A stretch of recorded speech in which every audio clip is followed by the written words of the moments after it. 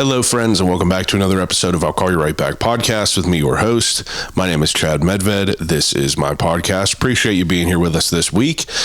First and foremost, if you are a new listener to the podcast, welcome. Please take a second to subscribe and follow all the channels. And if you are so kind, to share any episodes that you listen to with a fellow yinzer that loves learning about people that are doing great things for the city.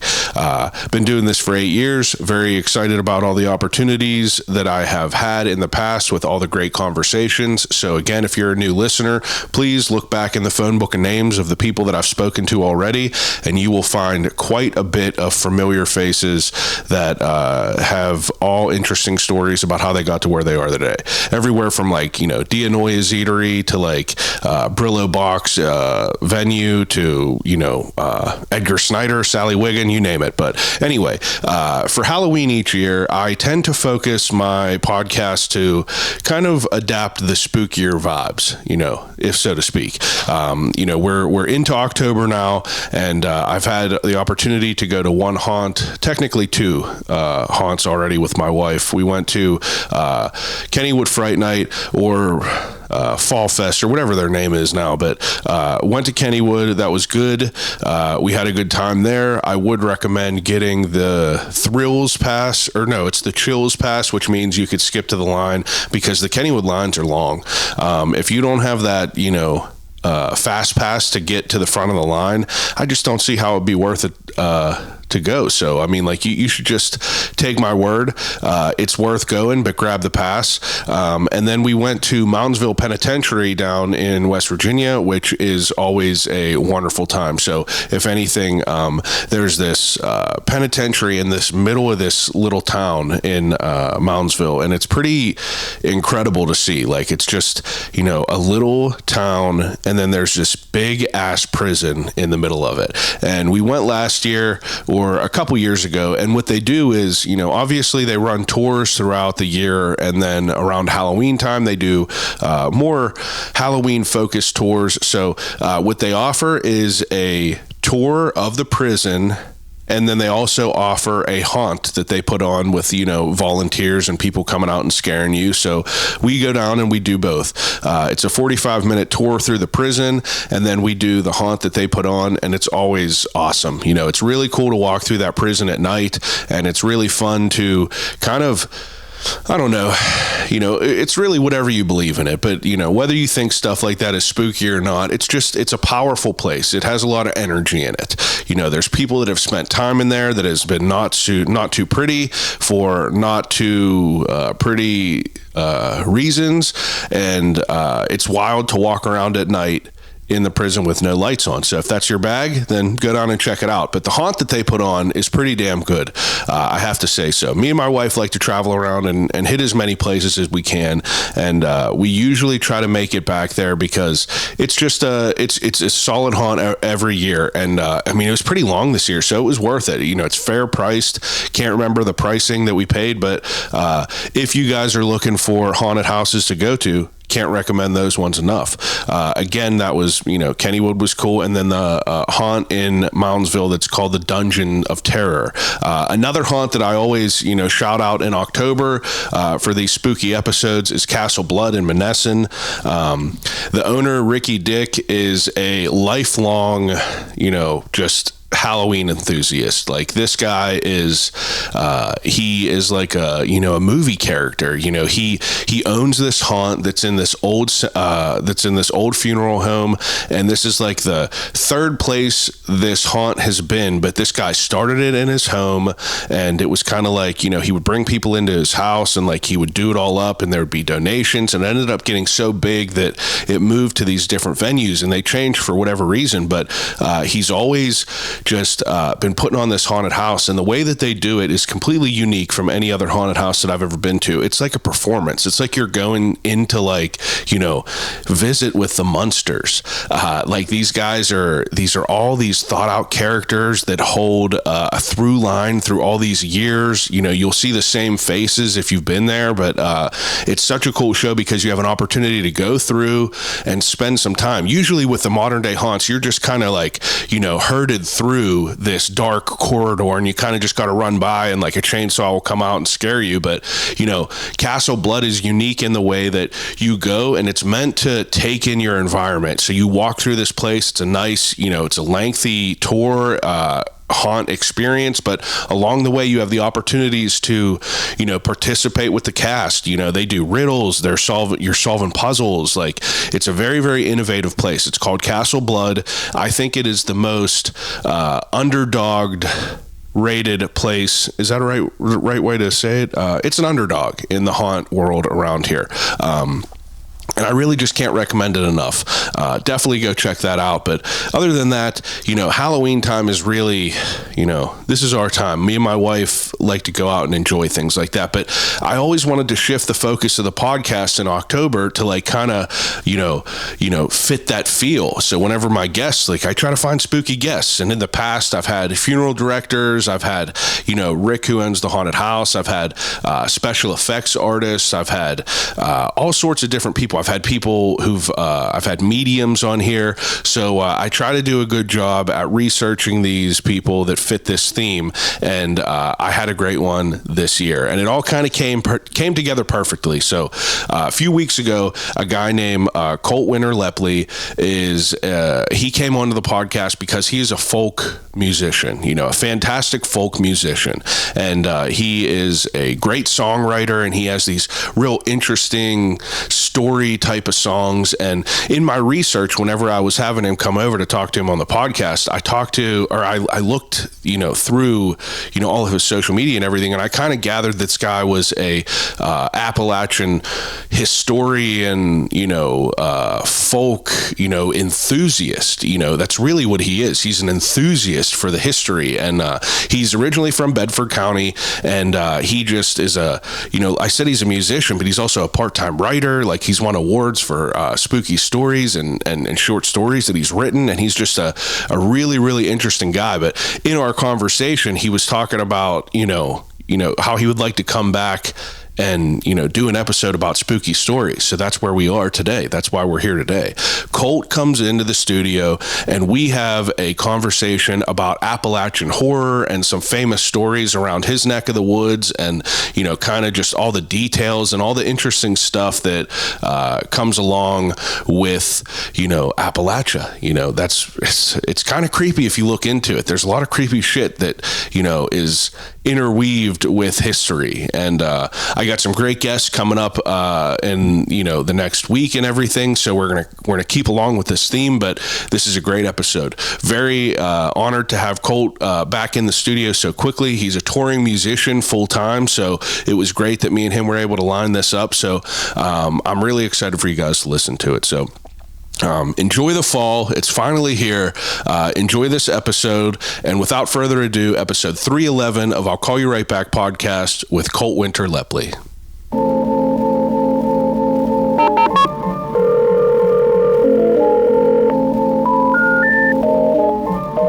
I gotta use the telephone. Hello?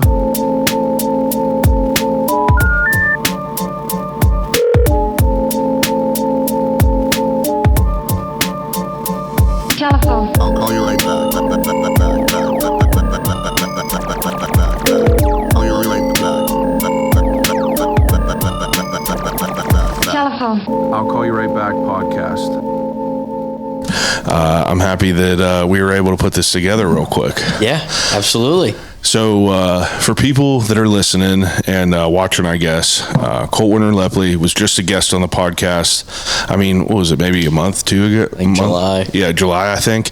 And, you know, we deep dived into your life, how you became a folk musician, how you're a part-time writer, pretty much everything that got you to where you are today. But in the conversation of us talking, and my research, I saw that you are Appalachia folk enthusiast. Yeah. So I was like, I didn't want to go on a completely insane tangent during our episode because like it would have turned it into like a 3-hour 100% ordeal. So, we spitballed the idea to have you come back on and tell a couple, ghost stories, some Appalachia folk horror stories, because, for Halloween time, I like to shift the guest focus and the content for the podcast into some Halloween type shit, and we want to get spooky again. Favorite time of year. Absolutely. I feel bad that the studio is not decorated as it should be, but I'm getting there. It'll be some cool posters up though. I appreciate that. You always been into the spooky shit? Yeah, since I was a little kid.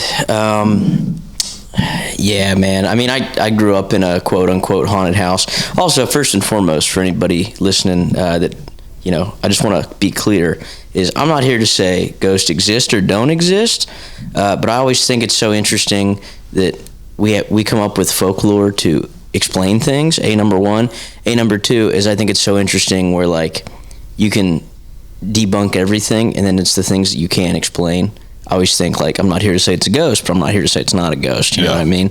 But since I was a little kid, some of the first things my mom read to me were Edgar Allan Poe short stories that were illustrated, which maybe is like wild. So you know how they have the Scholastic book fairs for like kindergartners, Yeah. So I picked up, because she had read me the actual short stories, and as a kindergartner, they're obviously a little hard to grasp. But there's the same illustrator that did Scary Stories to Tell in the Dark, I think. Incredible. I'm pretty sure. I think that's wrong. But I have the book. I should have brought it with me. They condense the stories and make it digestible for children. And then, the illustrations are still creepy. It's horror. Like Hop Frog, for example, is one of the short stories I was really interested in. And I don't think I'm giving it away here. It's been around for hundreds of years. But in Hop Frog, this peasant servant, basically, in a medieval castle type of situation, basically strings up all the rich people and burns them in the chandelier. Holy shit. So, but in this children's book is this image of that, and I was like, oh, that's so interesting. But my kindergartner teacher was like, he called home and he said, hey, are you sure, he picked this up?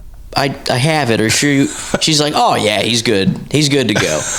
So that was cool. I always told ghost stories. Grew up in a quote haunted house, quote unquote haunted house. How old is your house? Pre-Civil War, so it's got the double chimneys. It's a farmhouse, and just like every other home in America. But supposedly there's been some actual research done that it was on ground where a lot of indigenous tribes battled, and then across the road is I know everybody says they have a Native American burial ground in their backyard, but supposedly it's actually documented by local university, local historian Whetstone, and there's actually some indigenous graves on the ridge behind the house as well. And you're living in Bedford County. Yeah, Bedford County. For people that are watching and listening. Bedford proper, and then Dutch Corner area, Briar Valley area of Bedford, but it's Bedford proper in Bedford County. Yeah. Yep. So you growing up into this so-called haunted house, have you had experiences there? Yeah, and it's kind of funny. Before I was even born, my mom grew up in town, which, I'm sure it's like here, like there's townies and country kids, and we were talking last time how you didn't go into the city too much. Yeah. So she had never lived in the country, and so when she got out there, it's an old house, and there's all these some like screech owls and barn owls and bobcats and stuff. When they cry or they sound off, it's really terrifying because it sounds like a woman screaming. So she had to get used to all this stuff. But before I was even born, when they were signing the papers for the house, the guy that owned it before them's name was Kenny McVicker, and so they signed it. The ink wasn't even dry, and he goes, "Oh, by the way, sometimes George comes down the chimney at night, but he won't bother you. Don't worry about it." Walked out. And my parents were like, what the hell is that about? So it almost started immediately. They had a collection of, they're weirdos too in the best way. They had a collection of wall hanging clocks that the faces opened up. Yeah. And my dad would wind them every night. So one night I guess because the bedroom's at the top of the stairs, and then it has like 2 sets of stairs that go into the other side. You know what I mean? Yeah. So he always said, like, hey, if anything happens, like, you know, don't walk out or anything, because the stairs are right there and the front door's right there. So they both woke up, and they could hear somebody walking up the stairs real slow, and you could hear the boots almost hitting the back of each stair. You know what I mean? Yeah. So the story is that Dad said, you know, we're in hillbilly country, which is the best place to be.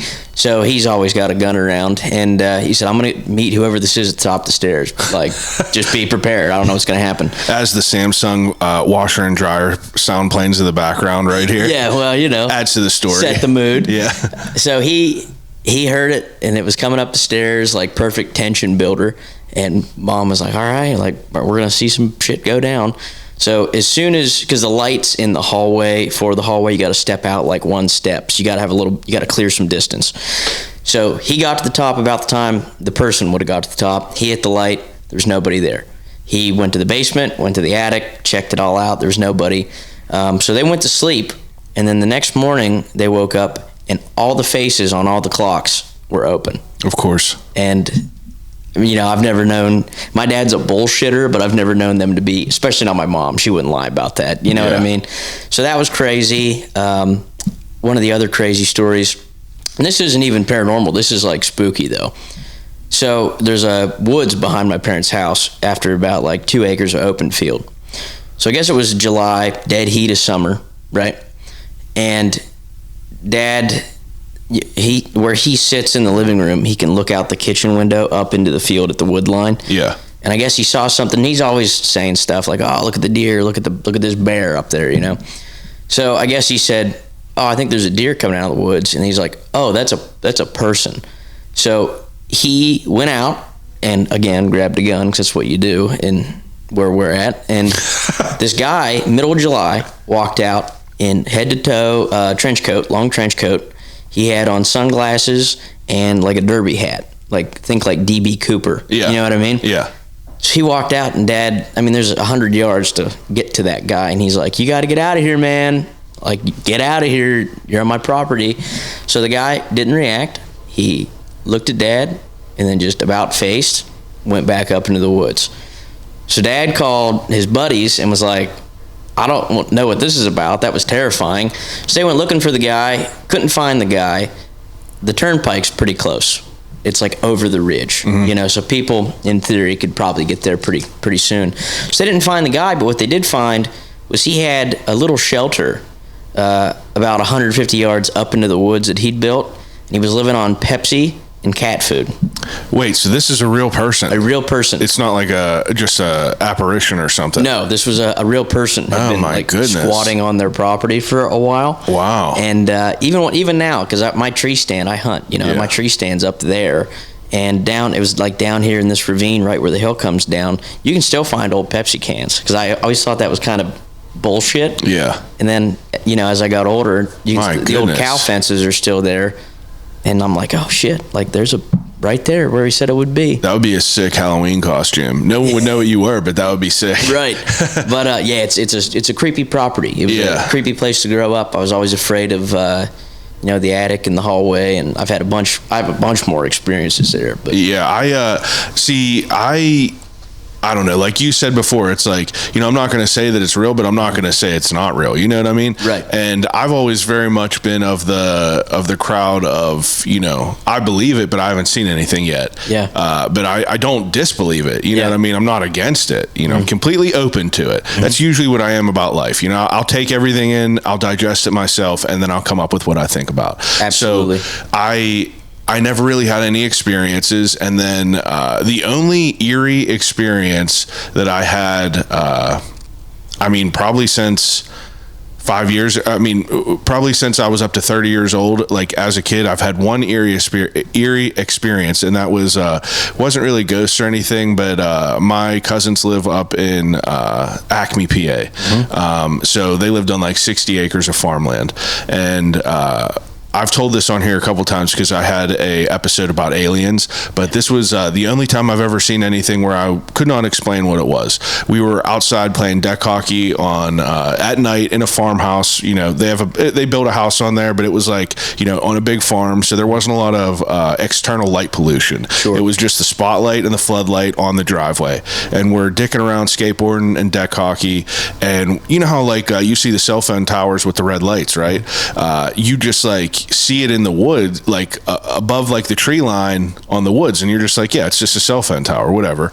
And then you know, we're sitting there, and I was like, man, has that ever been there before? Because it like looked close. It looked kind of close. Yeah. And you know, my cousin, you know, we're probably 13 or 14 at the time, and he was like, no, actually, he was like, I don't know what that is. And you know, we were dicking around for about 20 more minutes, and you know, it's still there, and like it looked like it moved a little bit, but not much, right? And they had a telescope, so I was like, go get the telescope. So he brought out the telescope, and I can't make it up. Like, I swear to God, while we were fixing the telescope to try to find it in there, it just shot directly straight up into the air. And that was the only time that I've ever really had something happen up into my youth where I was just like kind of dumbfounded by it, where I could never explain it. And my cousin was the same way. Like, we still talk about it to this day. And do you know who Lou is from Brillo Box, the owner of Brillo Box? No. Brillo Box is a venue in, you know, up in Bloomfield. Awesome place. But I had him on, and he is a Bigfoot enthusiast. We're going to do an episode about Bigfoot, but he's just a paranormal, weird, you know, everything enthusiast. And we delved into a little bit of that conversation, and I brought up that situation, and he was like, dude, I had the same type of situation. Sure. And you hear a lot of people that have that same type of thing, but until it happens to you, you're just like, And, you know, I don't know. It was just, that was the only thing really up until like recent years where something happened where it was unexplained. You have any alien things out there? Well, I think the only alien story that I could have is it's at the farmhouse too, my parents' house. Is the joke is that I'm from Aliens because this happened, and then 9 months later I was born, which is kind of hilarious. But so I guess there was like this light anomaly. And you never want to be the guy that tells a story and then people think you're weird or crazy. Exactly. You know? So you kind of keep it to yourself. But the thing I've kind of come across is a lot of like I don't want to say like common people, like folk people, you know, whatever. They're honest in a way that like they don't want to open up about something, but once like one person says something, and then they like it's like a roller coaster. They'll share snowball. their experience. Yeah. So. Apparently there was like a strange sound in light anomaly that occurred that like 10, 15 people saw. And my dad, because like I said, there's a huge field in the back of their house, and he mows that once a week, always has. So he gets halfway up the field, and there's a ring of mushrooms that had grown, and there was like an oil in the field. Like it was like an oil type, you know what I mean? And they thought it was really strange, and they had a pool at the time, and that oil stuff had gotten in the pool, and it like screwed the filter up. He's like, I don't know what this is. Like, there's no reason for this to be here the entire distance of the field, you know. But that had been corroborated by neighbors, and I think that's the best strange experience is if you can have some kind of corroboration. Yeah. You know, then I think like if you can't explain it, and all scientific reasonality has gone out the window, and you have other people or other devices or whatever, then you, at some point, it's like too many coincidences. Yeah, something's weird happened. So, and this was before drones and shit with the alien stuff that I saw. Like, you know, it wasn't now you would see a drone and you would be like, oh, that's a drone. That's a drone immediately. I wouldn't even question it. But back then, you know, they just didn't have that. So we even like think about like what could it have been because, you know, it literally went, you know, straight vertical up into the sky at crazy speed. But, you know, what's weird about it is, you know, Appalachia horror, or Appalachia folk horror rather, is just like a whole genre in itself that is just like terrifying. You know, don't whistle at night outside, you know, all that weird shit, skinwalkers. So, you know, back in the day, like what was like the first like, you know, legend type story do you know of that you heard of? Well, the first time, and I credit this evening to even being like what I'm into now, like as a folk singer and storyteller. We were at a Boy Scout fire at the local campground, you know, like 10 minutes away, no big deal. And I think I suggested it. It got to be the end of the night, and I know, like, my parents, because growing up in the haunted house, they were good storytellers, and they had interesting stories. And I said, "Hey, Mom, hey, Dad, do either of you guys have a ghost story?" And Mom said, "Yeah, did you guys ever hear about the lost children of the Alleghenies?" And I said, "No," and so she proceeded to tell the story. And I remember that was the first time, like, and maybe people find this in like a haunted house or driving in a cemetery at night or something, but that feeling of like a controlled discomfort where, like, you're in a safe environment, but like you enjoy the uneasiness. Yeah. I was like, oh, I love whatever this is, and I'm super interested in it. And the great mystery of what happens when we die is always, I mean, everybody, I don't care who you are, that's interesting. Yeah.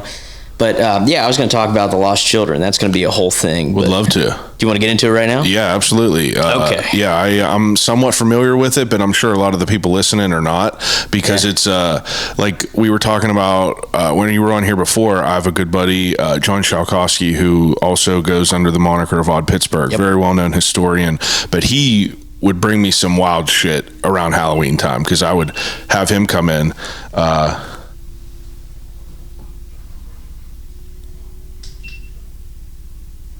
I don't know what that was. Spooky anomaly. The camera just turned off. I swear it's never done that. It's done that one time since I've owned that. It's crazy. Yeah, kind of strange. Yeah. The cameras always get weird when we start talking about stuff. I interviewed an oddity shop right up in Allentown called the Weeping Glass. I go there all the time. Well, the owner, so, this is like whenever I first started, I was like, hey, can I come and like interview you in the shop? I want to be in the environment, see all the fucking teeth and all that weird shit you got, porcupine needles and everything.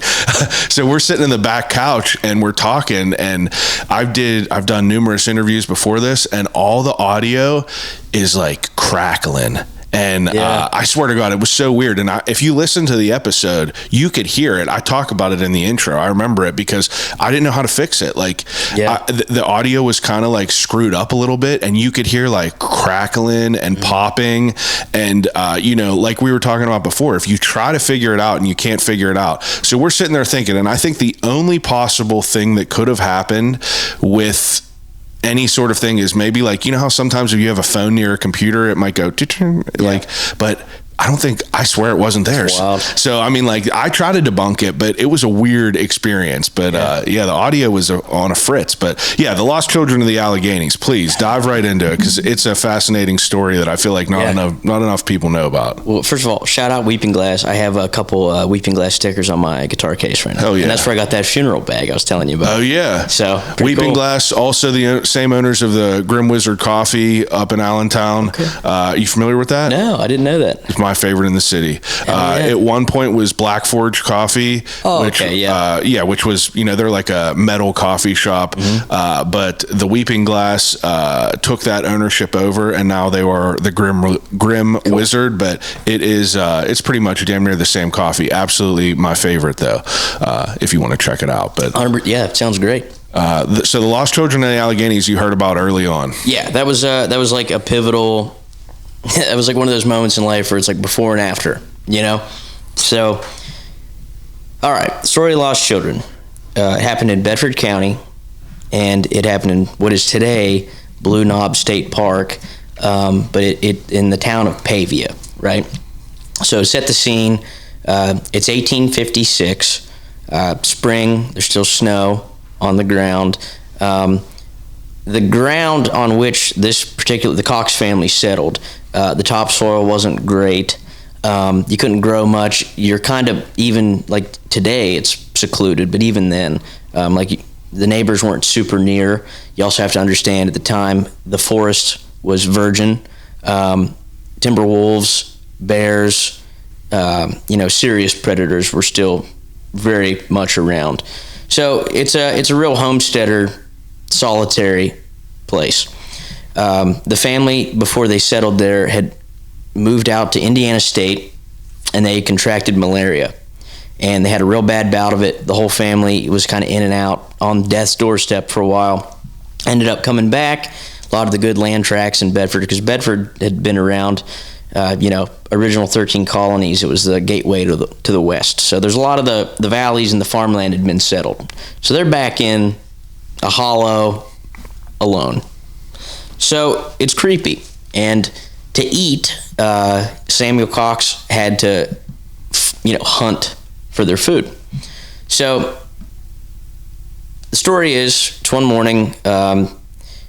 They have 3 kids at this point, the 2 boys and a younger one, and he hears the dog barking outside, and he hears it for a while and thinks maybe he's got like a something treed he can go shoot. In the meantime, the kids had asked to go. He said no.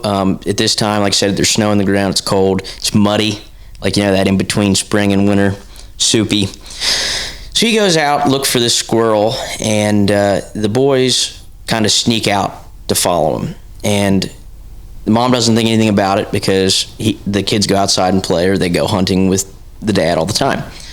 So he goes out, and the kids are just far enough behind that, like, they're losing him. That's the story, obviously. So he goes out. I don't know if he shot anything or not. Also, the kids were collecting squirrel tails because that was just, it's 1856. Yeah. What do you have? So, what do you have? So they're out, they're collecting squirrel tails. So I guess they go to find him, and they get lost. And so he comes back and is like, "Where's the boys?" And she says, "Well, if they're not outside playing, they're with you." And he's like, "No, they're not." So immediate panic, because again, it's freezing cold. So the elements are bad. There's predators, and it's also just a dangerous time, So word of mouth, there's no obviously I know there's no cell phones, but just listeners said there's no cell phones. Most houses didn't have telegraph or anything. Like, if you wanted news to get across, it was word of mouth.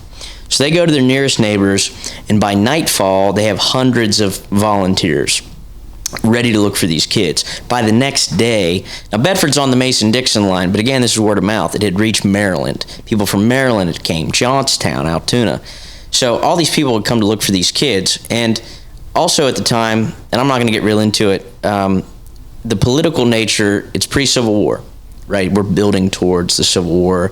Things like John Brown are happening, And the competing political parties, like the Know Nothing and the Whig parties, they all sent reps to be there because they wanted to find the kids. Just like anything. Just nothing's changed since today. If a political party can use an experience to get ahead, they'll do that. So there's competing leadership on how where'd the kids go? How do we look for them? What's the best practice? And so they decide, there's a lot of ridges there. It's part of the Allegheny Mountains. There's a lot of folds.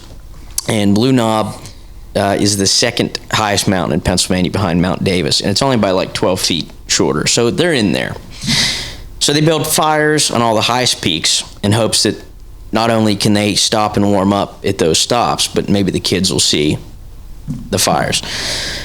So they're out, they're looking around, and hopes are high. They're going to find the kids. They're just 2 little kids. How far can they go, They don't find them. A couple days goes by, and the political party affliction ramped up the frustration. Everybody wants to be the leader.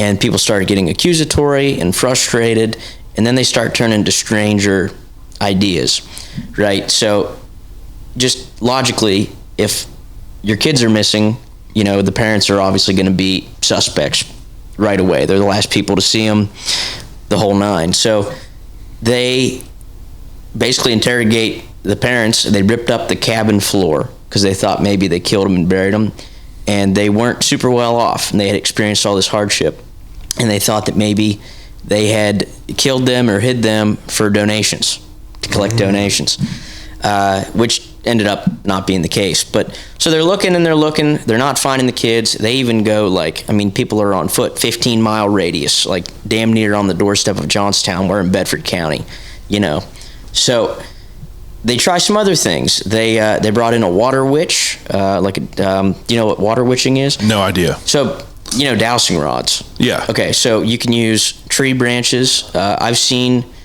old men who are water witches use wrenches. Basically, you just kind of, like a dowsing rod idea, wherever the wrenches or the tree branches, birch branch usually, or the dowsing rods cross or go down, that's where water is supposed to be. And just as a sidebar, that might sound like bullshit, and it may be.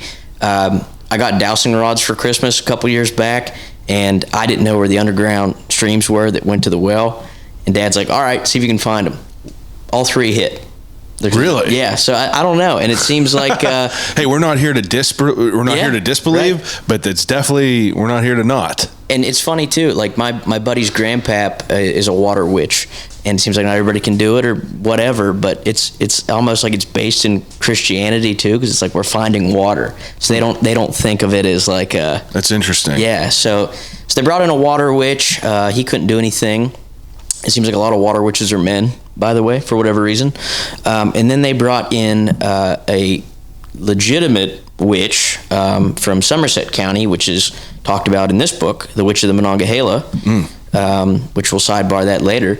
But basically, she was brought down because she had a reputation for seeing the future and finding lost items, and she had been put up on court charges before for making a dairy cow go dry, and I don't know if you know the story of Polly Williams. She was involved in that, but it's all supposed to be one central character, witch. So she brought a device down, which basically was a small mirror or shiny rock, put it in a black bag, and it's supposed to be able to tell the future. So you put it down in the black bag, you close it, and you open it up, and then whatever you see is supposed to tell you what you're looking for, right? In a lot of Southern folklore, a lot of people can look down a well with a mirror, and you lean back this way, and you look down, whatever you see in the waters tells the future. Shit. So I think it's kind of the same idea. So I want to look here. It's called an Erdspiegel, which is the German, word for that device. Oh, wow. So the witch was Moll Wampler, which apparently is all supposed to be the same. Was that her name? Moll Wampler? For this section it is, yeah. But historians think it's all the same person. Oh, yeah. Mary Dyer, Moll Dyer, it's all supposed to be the same witch. Wow. So they brought in from Somerset, and basically she said, the men leading the search said there's no way they could cross Bob's Creek because it was too swollen from the snow. We're not even going to bother looking over there. She comes in, she says, I see the kids laying down in like tree roots, basically, and she's like, they've got to be alive because she saw that they were eating like some kind of root or something, and she said it's on the other side of a body of water, and they said no way, bullshit. They got really upset with her, because number one, she's a woman, number two, she's a witchy woman, so if she was going to be wrong, she was damned. Either way. So she gave them this information. They kind of looked around where she said she'd be able to find him by the next day. That's probably where she screwed up. But told him this location. She demanded payment because Somerset, it's a haul, They didn't pay her, sent her on her way. In some versions of the story, they beat her to death. That didn't happen. But you know what I mean? So it's a whole thing. So a couple more days go by, and it ends up being like 2 full weeks later. We'll say 14, 15 days, 13 days. And Jacob Dybert, this is another paranormal part, had heard about it, but he was sick, so he couldn't go on the search. And so he goes to sleep thinking about the kids, and he has a dream. And his dream, he's walking this snowy path, and he comes across a dead deer, a child's shoe, crosses a stream over a dead tree, and then sees these roots, and he sees the kids lying there in the roots. And he woke up, he was really bothered by it. He told his wife, and she was like, well, that's weird, Anyway, what are you doing? You know what I mean? Yeah. Just glaze over it. So goes to sleep again, and the next night he has the same dream. And so now he's like, oh man, like this is really a crazy thing. Third night, same thing, has a dream. Tells his wife again. I think I can't remember if it's his brother-in-law, cousin, they're somehow related, was Harrison Wysong. And he tells Harrison Wysong about the dream. And he says, I've never even been up there. This is the details I have. And he says, you know what? I think, if based on the stream, like I think I can maybe roundaboutly pinpoint some areas. So they go up and, start looking around, and Harrison's guiding him based on what he's seeing, and he's like, I think this is pretty close to what my dream looks like out, all of a sudden. So they're walking, and then there's a dead deer, just like he said. And they're walking, and there's a child's shoe. And at this point, 2 weeks later, the stream had kind of went down. There's a tree crossing across the stream, and they come out to right next to the body of water, and there had been a fallen tree, and in amongst the roots were the boys. And they'd passed away from exposure. And that comes in handy later, is because they think it was maybe 3 or 4 days. They just missed them. They had been surviving, and the younger brother was in the older brother's arms. So it was like, it's a sad thing, obviously. All 3 of them died? Just the two. Two walked off. Oh, okay, yeah. So they had died from exposure. Yeah. So naturally, the next thing is the family has been acquitted. So this farmer who had a dream. Yeah, Dilbert, he's guilty now. Well, yeah, Dibert. That's now, it. and also what's really neat is if any folks from Bedford are hearing this story, the Wysong family and the Dibert family, direct descendants, are still very much alive in Bedford County. Oh, really? Yeah, the Dibert, I'm friends with both of them, really, but pretty close with the direct descendants of the Dibert family. That's wild. So the next thing is like, well, Dibert's definitely guilty, right?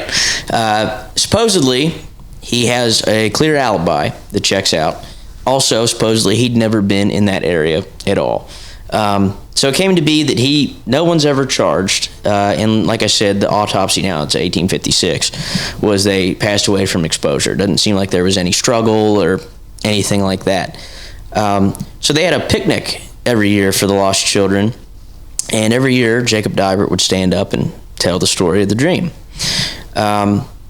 Even years later, due to the supernatural nature of it, immediately it's a haunted site, right? If you go to the site, you'll see the ghosts of the kids. So they have a picnic every year, and he maintains his innocence in the story. And to this day, the Dibert family is very passionate that it happened the way that he says that it happened. And I think you have to respect that, So I think 1906, finally, after they've been doing these picnics every year, they get a little bit of money together and they get a monument put there, right where they supposedly found the bodies. And to this day, you can go there and it's just a monument. It has a sign that says, "Here's the Cox Monument." Yeah, it's like fenced in. Yeah. I used it for a flyer for the Halloween show that me and Odd Pittsburgh Perfect. did. It's eerie looking. In person, it's and I don't necessarily get creeped out. I've done real ghost investigations, and in the daytime, it's just far enough back in the woods. It's a beautiful setting, but it's very unnerving. Yeah, I'd like to go and see it and check it out. So, were you a Boy Scout? The first time I heard the story. Yeah. I didn't get to go until later in life. I think the first time I went was probably I was at UPJ, so I was in college. But did you spend a lot of time as a Boy Scout? We didn't do. Like I was in it for a long, long time. And, we went and we camped on a battlefield in Gettysburg and stuff like that. Over at Spangler Spring? It was near Devil's Den. Okay, cool. And I remember, I was super young. I think I was probably 10 or 11 because I got in there a little bit early because my uncle was a scoutmaster. But I remember, in that time when we were camping, I swear I remember hearing just noises, louder noises. And then all these years later, you watch any History Channel and they're it's literally the most haunted place around. So I don't know. It's weird though, but we were talking about it in the last episode. We both watched the Blair Witch when we were real young. Right. You live out in the sticks. I was a Boy Scout and I was camping after I'm watching this. So it's I'm living in the woods every weekend there as well. But other stuff like that, from a young age, like you were saying before, you just feel enough removed to where it it's intoxicating because that little bit of adrenaline that you feel, and it's just cool to learn about. It's history, it's spooky, it's weird. I'm into it. Blair Witch was filmed right over the border from Gettysburg in Maryland? Yeah. Some of the scenes. Yeah. I was going for a while. I was into the whole cult of it all. Sure. But it's I know that was one of your Desert Island questions, but it's still just an incredible movie. Yeah. for me, like found footage, like it's up there, but it's just like a wild story. So I mean, you traveling around, like being out in the woods as a kid and stuff like that. Yeah. You know, were you naturally someone that was just like, you know, freaked out about shit, or like were you scared of the dark? Kind of. I was freaked out of the dark. Yeah. Like super, like was afraid to go in the backyard. Yeah. Weird shit like that. I mean, so it was kind of funny. So when I got to grad school, and I wrote stories that involved the woods, most of the people I went to grad school with have lived in New York, Boston, London, you know, Paris. So it was kind of funny because they're like, oh, automatically the woods is like supernatural. Yeah. I'm like, no, it's the woods. You know what I mean? It's trees. Relax. But I do think that's the natural, you know, tendency of people, especially like that time, 1856, but now even so, is it's dark in the woods. You can't see what's there. You know, things are in the woods, right? So I was never super freaked out because I had, you know, lived in that environment. I was scared in my house at night in certain sections of my house. And I think something that I think could be its own chat book is paranormal stories of hunters walking into their tree stands before daybreak. Yeah. And I've recently gotten into like hearing a lot of stories from hunters doing that. And I have a couple myself, but like it's spooky even though you have a gun, you know? Yeah, I mean the woods are creepy, but your mind is creepier. That's really what it boils down to. It's not so much even the dark, it's just like it's the thing in the dark that you're coming up with, you know? That like you're creating in your mind. Right. So I don't know. I think the woods at the end of the day, there's definitely a bear is scarier than what I'm coming up with. Yeah. Coyotes are scary. You know what I mean? But yeah, my parents kind of exposed me to a lot of that early, so I like to be comfortably scared. Yeah. But there's definitely been like times where I've been like really like off put, you know, and I'm like, God, this is an environment. I'm not saying like there's a ghost around the corner, but you feel I'm weird. uncomfortable, you know? Yeah. Yeah. Now when you were coming up, you know, like you said you had numerous experiences in your house that like weirded you out. Like what? Like what kind of shit? So, okay, I'm trying to think of a couple here. This one's corroborated. My mom was in the kitchen. Dad and I were in the living room. Dad's doing the old man, looking over his glasses thing, reading the Bedford Gazette, you know? I'm in a corner chair, which is like where I've always sat. And so here's the living room, and then to my left is the original front door entrance and the stairs and the hallway. And like I said, when I was a kid, I used to be very afraid of that. As you get older, it's a house, you know? Yeah. But my dad's name his real name's Robert, but his nickname's Rupert. Everybody calls him Roop. I call him Roop. So we're all there and watching, the TV's on, Mom's cooking dinner, no big deal. And up the stairs, we hear a woman say, Rupert. And Jesus. Dad was like, and Mom turned around in the kitchen, which is pretty far, you know, the sound would have to go pretty far. And she's like, what the hell was that?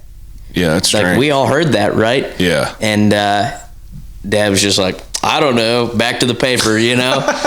So there's been a lot of things happen that you kind of try to shake off.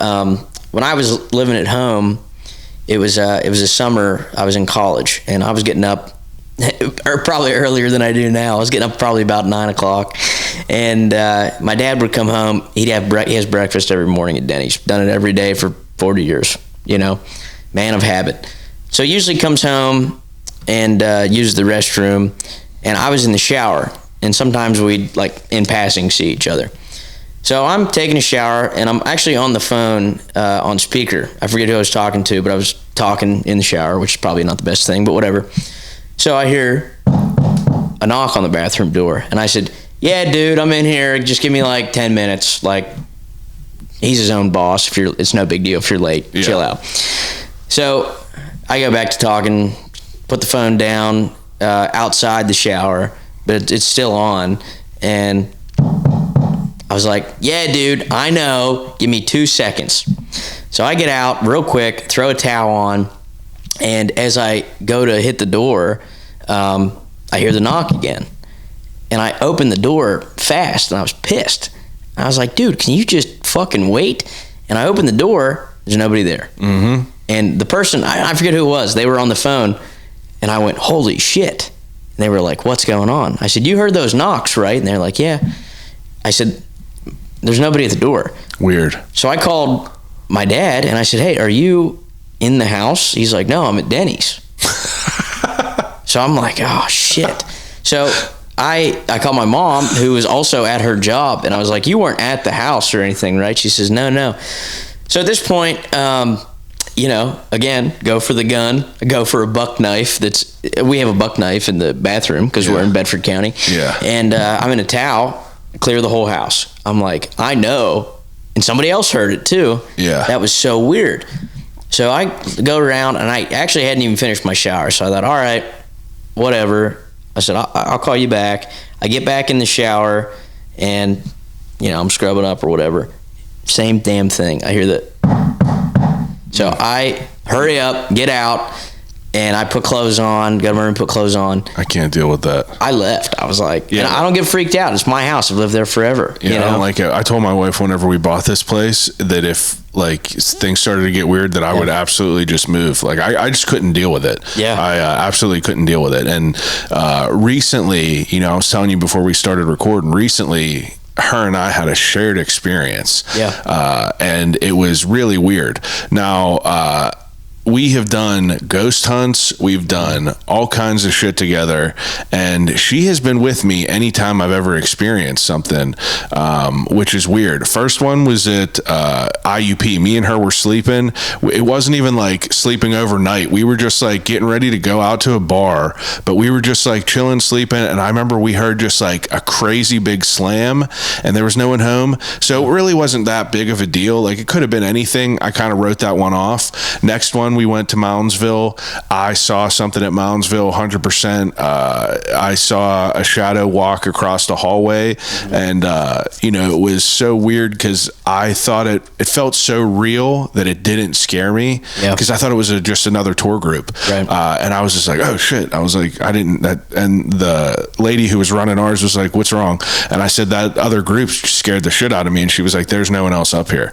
And I just had like pins and needles, and my wife saw my reaction, and she was freaked out because like I was so intrigued, and it looked so real that I didn't fear it. I was more confused, and I was more interested. So, usually I would be out of there, but I was so sure that I saw just another person. I walked into the room where it was, and there were nothing in there, and can't explain nothing to this day. But the most recent was like a week ago. Okay. You been to the Mattress Factory? Oh yeah. How recent? Not super recent. Okay, so second or third floor, they have a dark exhibit. Okay. Yeah. A dark exhibit that is, basically you get off the elevator, you walk in there, and it's just a dark room, and it's like a longer room. And at the end of the room, it has like a very faint blue rectangle on the room that is, that goes even deeper. I don't know. It's some sort of art exhibit that it fucks with your depth of vision or whatever. Yep. So me and my wife go in there, and we're the only ones in there because it was for a private party event, and you were allowed to just they had drinks, and birthday party was outside, and you could just go walk through the Mattress Factory. Yeah. Dope. Super cool. That sounds awesome. Yeah, it was dope. So we were like walking around there, and there was no one on this floor with us. And I swear to God, I felt so weird in this room. And walking, my wife was fine. And walking back to the elevator, she like grabbed me and like scared the shit out of me. Like I like jumped completely, and we're fucking laughing at each other, and I'm yelling at her, I'm like, you're an asshole, like, I ain't talking to you the rest of the night. So we're hitting the elevator, and we're waiting for the elevator, and I swear to God, we both heard like as plain as day steps like walking quickly right towards us, and like we both like looked at each other at the same time, like, what was that? And she was like, I don't like that. And it was like one of them things where it sounded just like it was there so vividly that it sounded just like a person. And as soon as the steps like started coming up to us, elevator door opens, we get in, and we both like shut the door. Like I'm like holding the button, like close the fucking door. And we're looking at each other, and she was like, "You heard that, right?" And I'm like, "Yeah, like you heard that." And it was just like, this was just a week ago. It was bizarre. And then we come out to this big party, and like everyone's just having a great time. You know, I'm just sitting there, and I'm just like, like what just happened? And I don't know, super weird.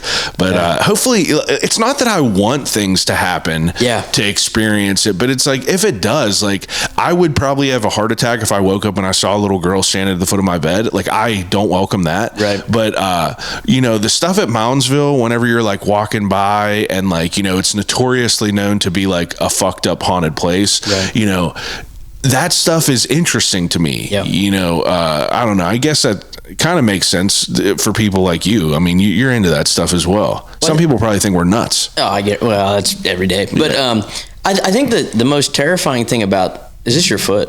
No. Thank God. Yeah, that's the ghost's foot. It's the floor of the foot of the table. I think the most terrifying experiences are the ones where like I grew up. My family we went to Gettysburg for vacation, right? So we always did the ghost tours and stuff.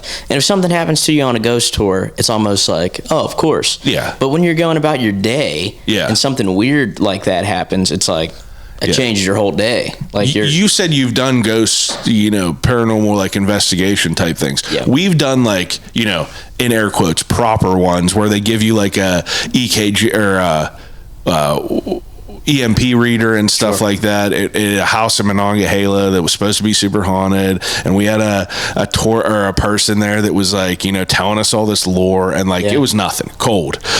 So it's like anytime we've had that experience where it was supposed to happen, nothing did. Right. But whenever you have like, like you said, unexpected, that's whenever shit's like, that's kind of weird. So like, what are like, did you hear anything at the Alleghenies whenever you did like the ghost hunting there? Well, I've actually never like formally investigated that. I've always just kind of went. It's in some ways it's like a cemetery. It feels peaceful. Yeah. But every time I've gone there, something strange has happened. Like one time, like my truck got stuck in the mud. Of course. One time there was I thought I was tripping. There was like a leaf suspended in front of my truck, and I couldn't figure it was a spider web. Yeah, for sure. But like in the moment I was like, you're like, this is weird. Is this? So I've never done anything with that. You've done proper like ghost hunts though? Yeah, and I never advertised it until I got a little older, because of the connotation of what that can communicate. The ones I've always done have been like number one, to debunk. And usually it's from people that are uncomfortable in their space. Right? And like I said, I've never advertised this or anything. My dad's a plumber, as we have talked about before on the last episode, Toilet Wizard.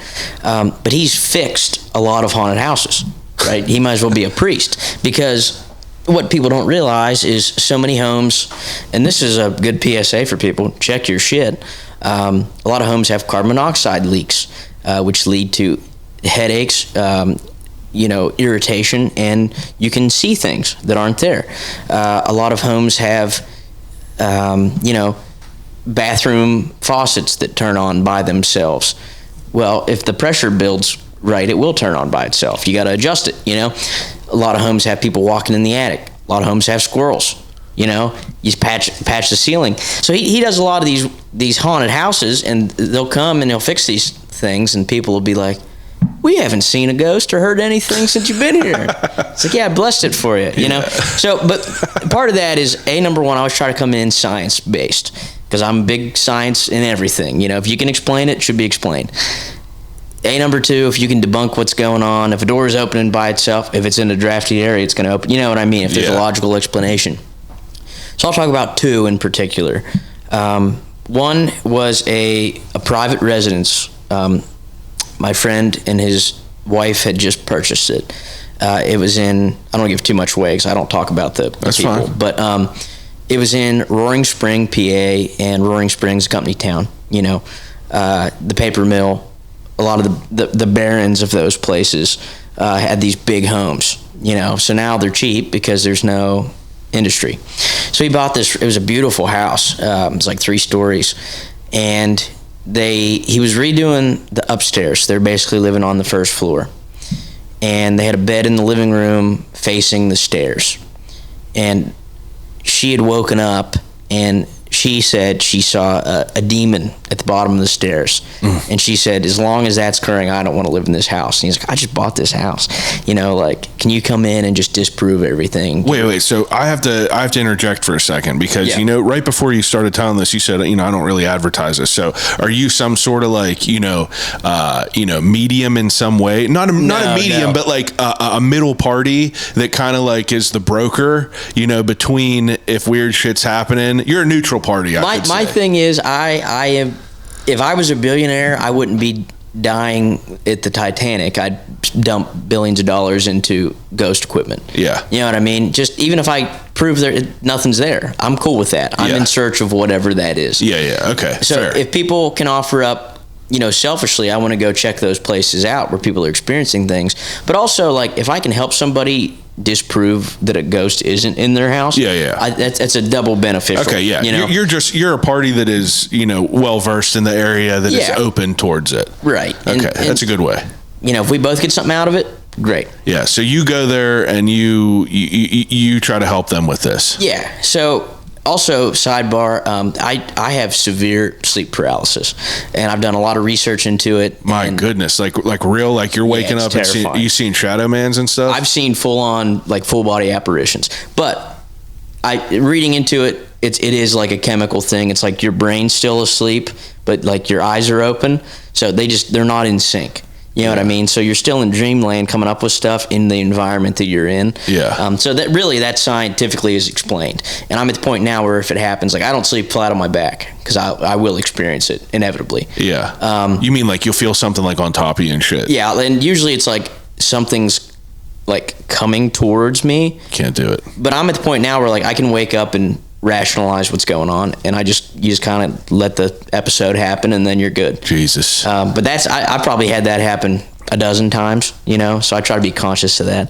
But I looking back, I think it was a new house. She had a lot of anxiety. It was a new marriage, baby on the way, all these life changes, and those kinds of things can trigger sleep paralysis one time for a person that's never had it.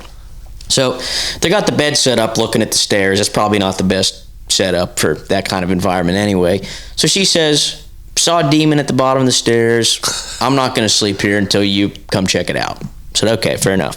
So we go through the house and we're checking some things, and I'm in 0% of medium, nothing like that. I do think like I can I'm sensitive to maybe spaces that are off, if that makes sense. I don't talk to ghosts or anything, and neither here nor there. So we go through the house. He's telling me some of the stuff that he's noticed. Found out the upstairs they were real creeped out by because they heard footsteps, squirrels in the attic. Immediately checked that one off. Done. Went through, checked all and he's a plumber too, this guy. So he's checking all the stuff. We make some small changes. We're feeling good about it. In the meantime, I set up a static camera facing where she claimed to see the thing, right?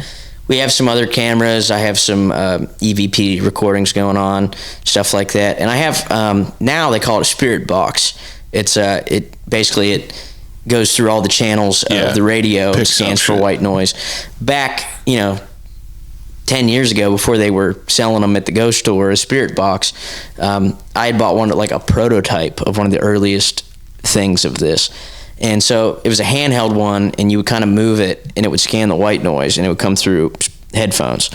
So I'm going around the house doing that, and I'm doing some of the things like I used to get holy water in Gettysburg, but it was blessed by every facet of religion, so it covered everything. So we'd sprinkle that, do some salt, whatever makes you feel better, I'm good for. You know. So we're getting through the end of the night. The kids' room where they had their baby was a creepy room, and other than that, like I didn't really feel anything or anything. So I get home, listen to the EVP, nothing. We didn't have any weird temperature, nothing. All the gadgets, nothing really seemed off. So I'm watching the static camera where she claimed to see this thing, and I still have the video. I'll show you when we're done. There's like a red, it's almost like a red X, and it materializes out of the stairway banister, and then it just disappears, and it makes a noise, and I had a laser with me that did temperature, and you can watch footage of that. It doesn't look at all like that. It's definitely not that, and I didn't have anything that would have done that.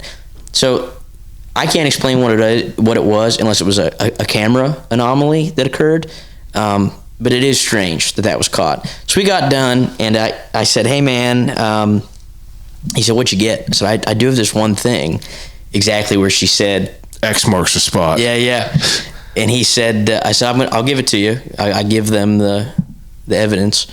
And he says, I'm not going to tell her about it, just so you know. I said, okay.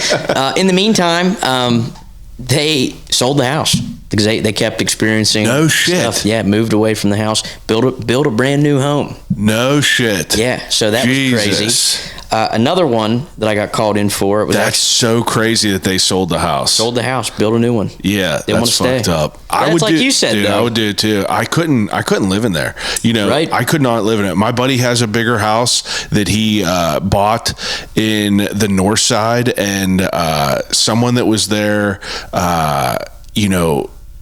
was like sleeping there and woke up and saw just like a figure in the doorway. Sure. And then he's never experienced anything, but he's also a lunatic because he lives in this 3-story house by himself, like the fucking Phantom of the Opera. Yeah. And he's just fine with it. I would be freaked out. Yeah. It's actually John Brashear's old house. I don't know if you know who that is. Guy with the telescope and everything. So it's like, it's a historical house. It's been there for a long time. So it's old creeks and stuff like that. But the person that saw this thing again, they saw the same thing again, but like he's never experienced anything. Yeah. That house doesn't really feel too creepy to me, but like, I could not deal with that physically. Like I would dread every second, being in there. Mm-hmm. Knock on wood, luckily I've never felt anything weird in here. But it's just like, I also don't go, I ain't fucking with like Ouija boards or anything like that. Yeah. Can't do it. I collect old Ouija boards. That's Did we talk about that? No, but it would assume. Checks out. Yeah, I had a religious friend, or I had a friend growing up whose mother was like a devout Catholic, every day in church for years and years and years. And at one point in high school, so I grew up raised Catholic, was confirmed, confirmation, everything. After that, I drifted away from organized religion. Sure. Whatever. After high school, I get curious about religion through Christian hardcore music and stuff like that. It just set me down a path where I was curious about it. So I wanted to learn more. And I remember a friend in high school I was talking to about who was just like a born again Christian. I was talking to her about this, and she told me something that kind of scared me into diving down this rabbit hole. That she said, the closer you get with God, the harder the devil tries to get you or tries to pull you away. And I don't know why. I was younger, so it was just like that. Just like checks out. Yeah, it just struck me. I was just like, this is fucked up. So I talked to the only lady I know that is just like super religious. Yeah, and she we talk. We have this long, drawn out conversation. She tells me her sleep paralysis stories and like her fucked up stories. And then like before all this ends, she like looks me dead in the eye and she's like, "You could never bring a Ouija board in your house." And like just. From that moment, I just don't fuck with them. I understand. Here's my thing. Sidebar on those is, my prized possession one. Here, I'm getting ahead of myself. My thing is Hasbro sells them at Target. Yeah. And the original purpose of the Ouija board was a parlor game to get close to your date. Yeah. And scare your date. Yeah. So I agree. I think it's just like anything. If you are using it with the intention of it's the intention. You know what I mean? It's the intention behind it. 100%. So it's just like anything, but. I think Hollywood and popular culture they spin it. They spin done it. A disservice. Either I digress, but I want to hear your second experience. So, okay. So this next one is I was at the Bedford County Courthouse. Okay, there was a woman there who she said she worked a lot of late nights in the original wing of the courthouse, and her office can't remember. She said it was cubicles. Something happened that there was like an alley of nothing, and she'd be in her office at night, and she'd see a guy walk back and forth. And the courthouse is supposed to be locked, right? So she'd go look for him. Say, sir, you can't be in here. Nowhere around. And I guess it happened so frequently, she got really, uncomfortable in her workspace. So she had, word of mouth, heard that I will do this. If you dabble in it. I'm not like... I dabble in it. I'm not Taps, but I'll check it out, So it was really cool. The courthouse let me in. He said I'm not Taps. Yeah. The courthouse let me in and said, have at it. So the Bedford County Courthouse, 1700s. Oh, really? Yeah. And, nice. Lots of really cool places in there.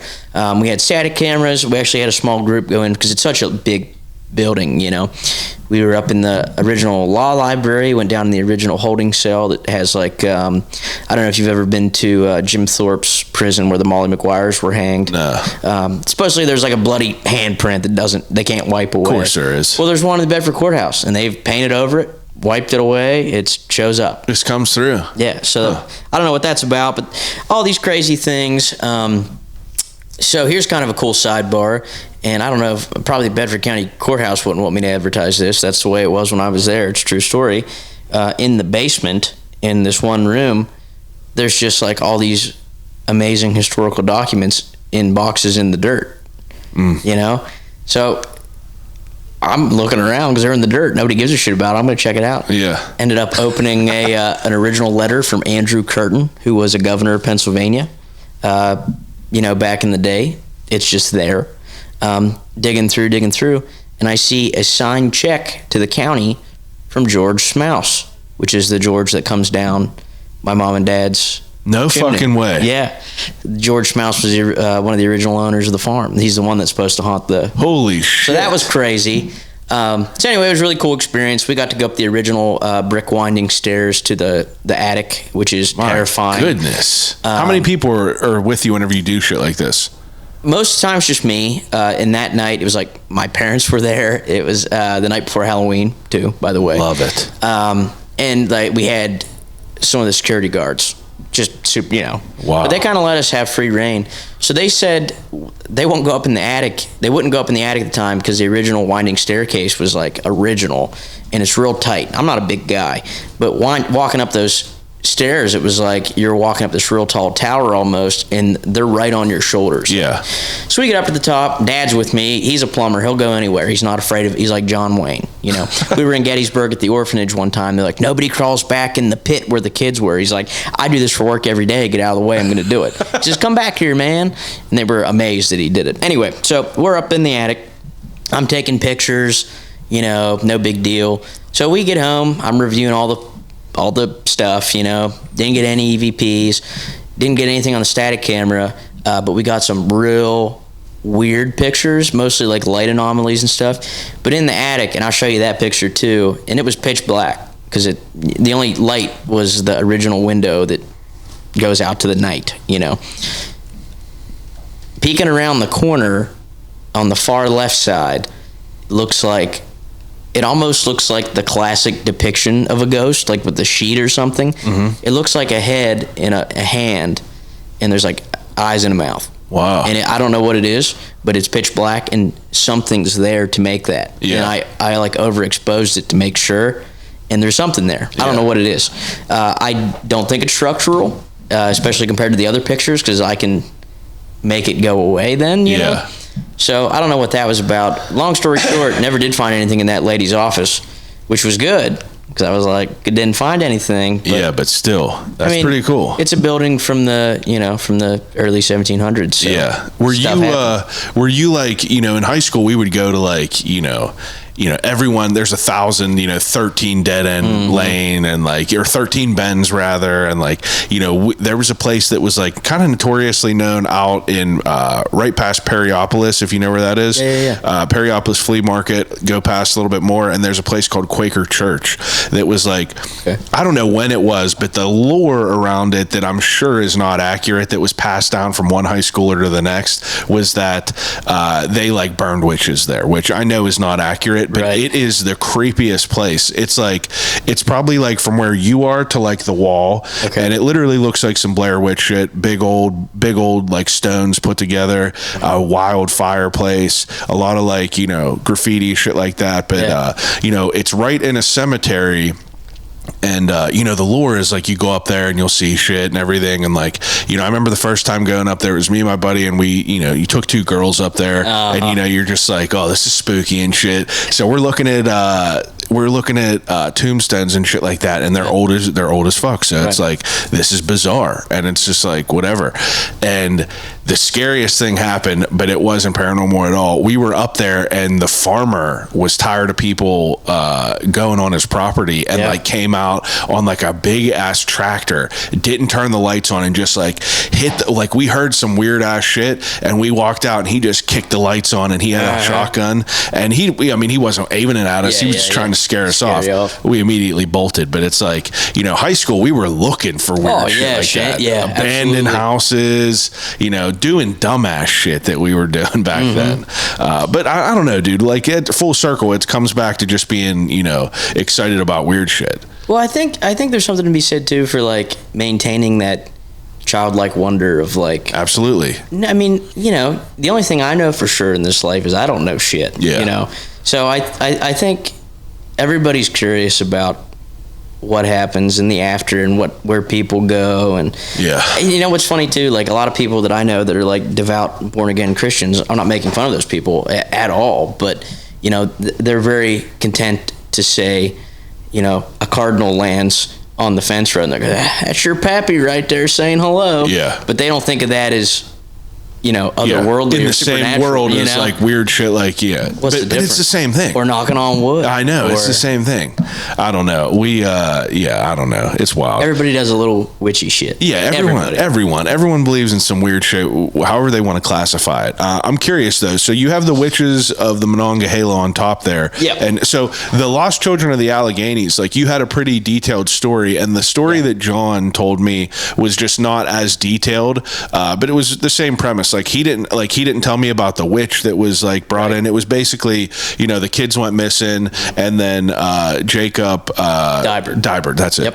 Jacob Dybert ended up, you know, finding them through like a dream rather. So like, where do you get the information of that? Because I'm sure the people that listen to this that are skeptics are like, you know, where are you hearing this shit? Sure. Actually, just recently on a TikTok, it was like one of those top 10 lists real quick, probably AI made, you know, and it says, oh, this guy had a dream. And in the comments, I'm like defending Jacob Dybert. I'm like, no, you don't understand, you know. So there was an original book written like 2 years right after it happened. That's really hard to get a hold of. They don't make it anymore. And I try to pride myself in rare book grabs, but I haven't got that one yet. I tried to buy one at an auction last spring, and it went like $450. Yeah. And I just wasn't doing it that day. Yeah. So, you know what I mean?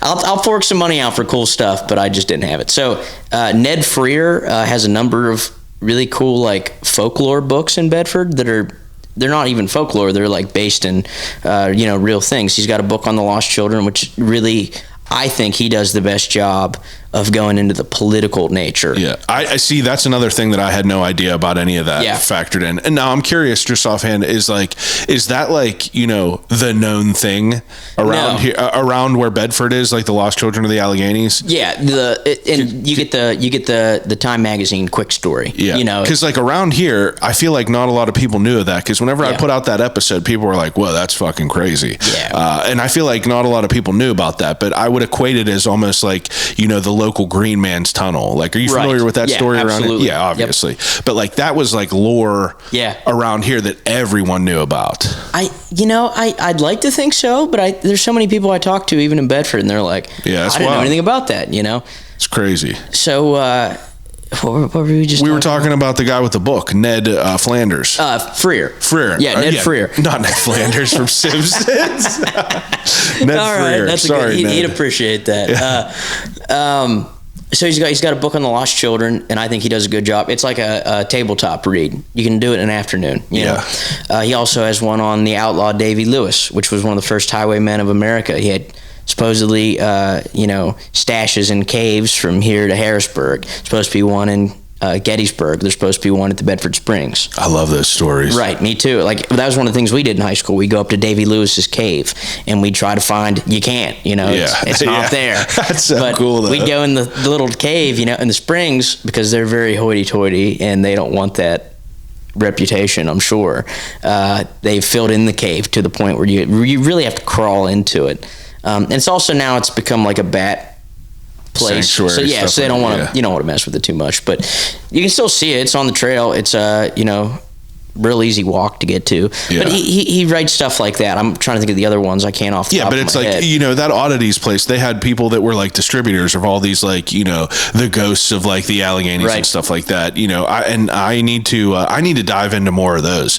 This is a great book. Yeah. Like it's thin. I'm going to grab that one too. What are the other two books that you brought with you? So this one is Frank Cohen. It's called An American Storybook. And like you can see, it's like a textbook because no one's buying Push this. that up right in front of that camera. Yeah. No one's buying that. Okay. It literally looks like a textbook. This one, I think this guy, Thomas White, just gave a talk at like one of the Pittsburgh libraries not too long ago. Yeah, I'm pretty sure that John brought his name up. Thomas White. He's done another. Yeah, two books. Yeah, he's done another one too. This was really cool because it mentions. I think a lot of people don't realize that Pennsylvania had way more witches than Salem, Massachusetts. all right? that. Because the cool thing that, all the founding fathers are problematic, but one of the cool things about William Penn is that he was a Quaker, and he said religious freedom means religious freedom.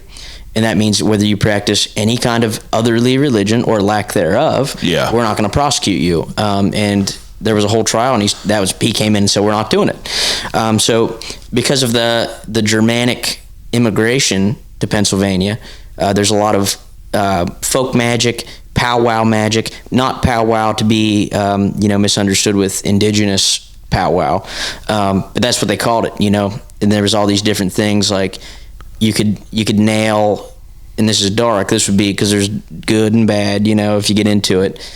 If you don't like somebody, you can nail a nail in above your door, and every time you hit that nail, the person becomes more ailed, more sick. And as you heard of that. You can do it as slow or as fast as you want, and it'll hope the end in death. Yeah. But if you do it slow, you can draw it out for years and years and years. That's wild. And that's just one of those things. But the Witch of the Monongahela is cool.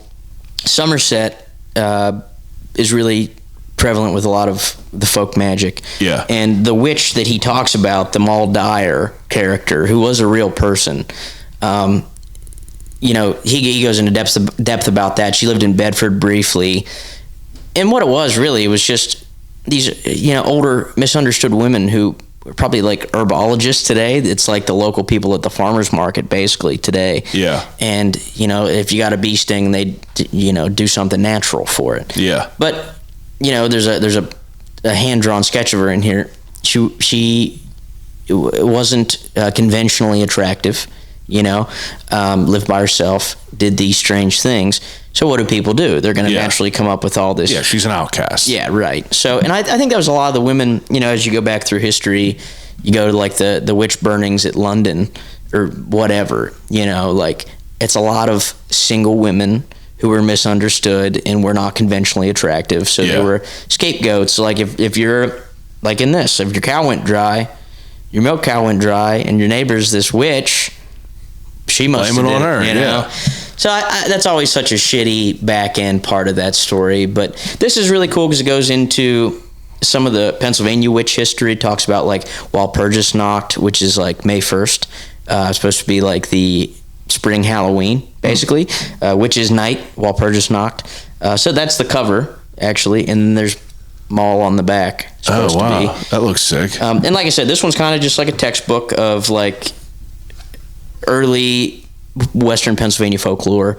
And then Henry Shoemaker, this is the Allegheny Episodes book. Henry Shoemaker claimed to be a historian. Basically, he was just a really good storyteller and recorder of folkloric things. Yeah. He's kind of like Shelby Foote with American history, like a way good storyteller, but the details probably are a little bit muddy. But he's kind of like one of America's first folklorists, and started to really write these down and catch these stories. And even though some of the info is wrong, that was such a service in the same way that, like, you know, like Alan Lomax went into the mountains and collected folk songs. It's the same idea. And I think that's such a cool service that we still tell some of these stories, you know, and these are just some of the books. I have shelves and shelves at home of, these are 3. There's some Corson books that are really hard to find, and they talk about Western Pennsylvania folklore and some of the things like the squonk shows up in that book. Yeah. Another thing people don't realize, Hollidaysburg. You ever go to Hollidaysburg? It's Altoona Light, basically. Altoona Light. There was a canal system before the railroad, and it went up the mountain. Eventually, you know, got goods to Pittsburgh was the idea. And this canal system, it was slow moving, but it went up the mountain like a canal.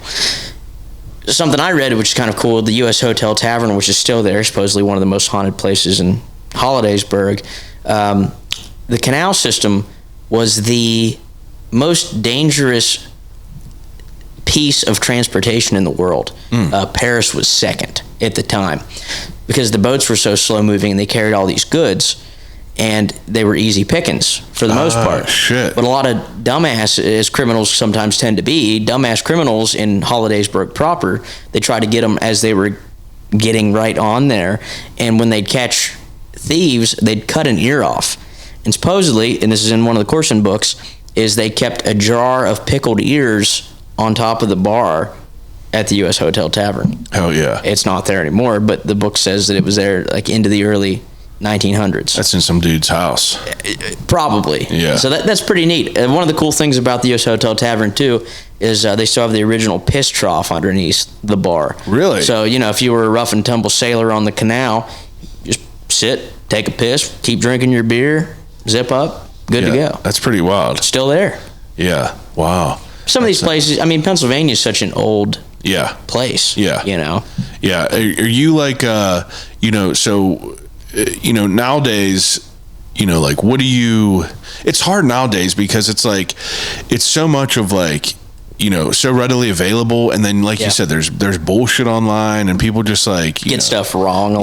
Get stuff wrong and then just kind of like run with it. So like whenever you know, hear things, you know, like how do you like research them yourself a little bit more? Yeah. I mean, I don't know. I'm not out here saying like, I'm like, I have OCD. And I think maybe we talked about that last time. So I will obsess on a topic. Yeah. And sometimes it's lifelong. Sometimes it's just very brief, flash in the pan. But if there's something that's intriguing enough, usually I want to know about it right now and as much as possible. Yeah. Like that happened with like the White Lady of Wapsianonoc, which is the White Lady of Wapsie in Blair County. It's it's almost like a famous hitchhiker ghost, right? Supposedly it was her wedding night and went around a bend, they wrecked or something, or he wrecked. There's a lot of different versions of it. So that's why she's in white. But if you go up to the mountain, Wapsianonoc, you're supposed to be able to see her. Mm-hmm. And that's a really common story in Blair County that we heard about in Bedford as a kid. And that's connected with the horseshoe curve. There's like a tunnel that the Irish had dug out. You're supposed to be able to go in the tunnel, turn your headlights off, blink, or hit the horn 3 times, and when you turn the headlights back on, there's supposed to be a white lady in that tunnel. That's literally the Green Man's Tunnel lore as well. And isn't that interesting? It's interesting. That's what I was just going to say. It's like, it's so interesting that all these different places, you know, kind of adapt the same story and kind of like cater it towards, where they are at that moment. At the basis of all these like ghost stories and folklore, it's usually the human mind, whether it's war or hardship, like you're working or you're isolated or cancer or anything, instead of just coming to the realization that like reality, something really bad's happening to you and it's an unfortunate situation, we come up with something to distract or make a cause for that reason. And the collective religious trauma that we've been experiencing since it started, I think, is certainly part of that. But when you have something, you don't want to think about it. You want to rationalize a reason or come up with a distraction for why that happened. Yeah. So of course, every region has their own folklore because everybody experiences hard times. That's universal experience. So yeah, I think it's always so interesting, like different geographic locations or countries in the world where their ghost stories come out. You kind of learn about not only the people of the past, but the people that we are right now, you know? Yeah. What about up in Bedford? You got any Bigfoot situations up My there? dad is man, he's hardcore. Is he a Bigfoot guy? Yeah, dude. Yeah, he loves that, like, Discovery Channel. Yeah, like we got him in the tree. Yeah, like they're banging on the trees. Yeah. It's so funny because, like, I love it. I love the lore of it. I want it to be like that. It's like trash reality TV. Like, you just gotta... 1,000,000%. Yeah. I have to urge you to listen to the Brillo Box episode because this dude who owns, this like sick, progressive venue in the city of Pittsburgh is also just like a straight nerd. And the way I came across him is because for October, I put on Facebook, I was like, I'd love to talk to a Bigfoot hunter. Yeah. Who could put me in contact? Random people on Facebook are tagging him like, you got to talk to Lou from Brillo Box. No doubt. That's awesome. I reached out to him in like 2018 and like we just didn't make it happen until last year. Oh yeah. And it wasn't even for Bigfoot. It was for just Brillo Box because it reopened. And as we were talking into the conversation, like I was like, dude, I don't want to bring up the Bigfoot stuff because we're going to go off on a tangent. So he was like, well, I was like, we'll do another one for October. Yeah. So he's going to come back and dive into it. But like, he told me some of his Bigfoot stories and like, he's just an enthusiast. Yeah. And it's like, I don't have any experiences of that at all. The only thing that was interesting is whenever I was younger, my dad gave me this, like, I remember this very vividly that like, at Boy Scouts, I'm telling him about some shit like that. And he had this binder and like, he's always been someone that just had all these like weird books, fixing shit. He's a gearhead and everything, but he had this random ass binder and I would pay money to have it now, but it was just like printed out pages of just like different Bigfoot sightings around the area. And it said where they were. It said when it happened. And, I called him pretty relatively recently because I was so curious. I was like, do you remember like giving me that binder? And he was like, yeah. He was like, now that you say that, I do. And I was like, where the fuck would you get something like that? And he was like, I don't remember where I got that. And now, trying to like reverse engineer it, it had to be like a flea market or something he might have got it from, but I don't know. So interesting. I remember taking it to school and like reading it with like my friends and being like, dude, like these kids were in like a car up where like there was a tower up on like the top of the hill and they saw red eyes in the rear view and they're fucking peeling out and going away. And I just remember like it's addicting to read this stuff. Yeah, and it of course it is. Yeah. Like Bigfoot's one, like Mothman, of course. And then we have the squonk, which is like, what a bummer. But see, like I'm not like growing up, like I was not really hip to that. For people that are listening who don't know what that is, give us a brief breakdown of that, of the squonk. Okay. So the Pennsylvania forest, I mean, at one point, late 1700s, Pennsylvania was like the timber capital of America, right? So our heavy population of Pennsylvania was woodsies, guys that were timbermen, So I don't even know how it came to be. I'm not that well versed on it, but basically the squonk is this creature that the timbermen would see, and it's like a sad, flappy skinned pig-like creature that cries itself to death and then it disappears. Unreal. You know what? And probably the logical part of that is like they probably heard an animal. Because a lot of animals sound like women screaming or children crying. Yeah. A rabbit in distress is terrifying. Yeah, it's crazy. So they probably heard that. They're in the deepest part of these virgin woods with all these creatures, and they probably maybe make it lighter and less scary. We're like, oh, I saw this thing. Yeah, it's like the game of telephone. Yeah. As a kid, it's like could have been a bear with mange or something. You know what I mean? Yeah, exactly. And they look crazy. Yeah. I mean, that's I'm all for all the weird shit. Yeah, me too. Are you like a big like horror movie enthusiast? Like you like all that stuff? I do. I'm not as I haven't watched as much as I should recently. Yeah. Like Skinamarink is one I haven't watched yet that I'd like to watch. Skinamarink? Yeah, Skinamarink. Never heard of that. That's supposed to be like, it's not even supposed to be so much like ghostly, I guess. It's just more like the disturbing vibe it curates is supposed to be really good. I'm kind of like a snob though. I really like to be off-put. Yeah. Like if I'm going to waste not waste, but if I'm going to invest 2 hours into a horror movie, I want to be scared. Yeah. I want to get something out of that, you know? Yeah. So I try and wait unless it's like real. Here's a hot take. I didn't love Hereditary. Yeah, I knew. I for some reason, whenever you said here's a hot take, I was like, this dude's going to talk about Hereditary. Yeah, I didn't love Hereditary. For what reason, though? I feel like people that don't like it are people that are kind of want to go to a different path because it's so highly regarded. Yeah, for me, it's like I thought the storyline was good. I thought the writing was good. I thought like, and I watched this at a time when I was in grad school, and like fiction storycraft was like. That's what you were. That's what I was doing. On. You know, you were hyper analyzing it. Yeah, and so maybe it deserves another watch. Got to revisit it. I just felt like it was a droning storyline for a payoff that like veered off the path in a way that I didn't enjoy. I felt like it was. My goodness. Yeah, and I know I'd probably get grilled for that, but you'll get grilled alive. Of recent sure. times, there is definitely. I don't know of another movie that touched like that. I remember watching it; like terrified me. Just like the weird shit of like the clapping or like her making that.